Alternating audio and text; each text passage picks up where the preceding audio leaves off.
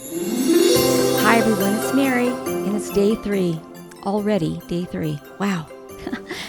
Today, I want to talk about using your values to plan your holiday. We've already talked about evaluating the past, which is still a wonderful thing to do.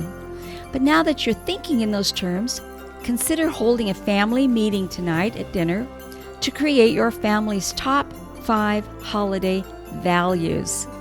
You might have to teach the little ones what values mean. It's the things that are most important to us. So bring up Christmas. Ask the kids, what is it you love about Christmas and what would you like to do this year? Make a list. You can't do everything. That's a value right there. But you'll be able to look at this and everybody can have input in the final decision list. Let everyone vote on what they want to do for the holidays. You are going to be absolutely amazed, quite possibly astonished by what your children say.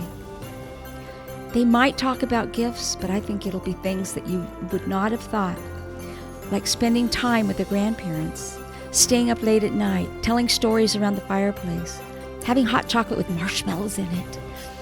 All of the things, your family traditions. Write them down. It will draw your family together, and guess what? It's going to help you maneuver the holidays so that what you do is most meaningful, which leaves little need for stress or for getting upset or leaving things to the last minute. Okay, I'll see you tomorrow. Debt-Proof Living with Mary Hunt was created and hosted by me, Mary Hunt. Produced by Julie Emerson with Harold Hunt, executive producer.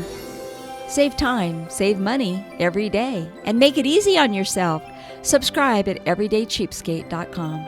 That's where you will find all the ways you can follow Mary, Everyday Cheapskate, and Debt-Proof Living. Thanks for listening.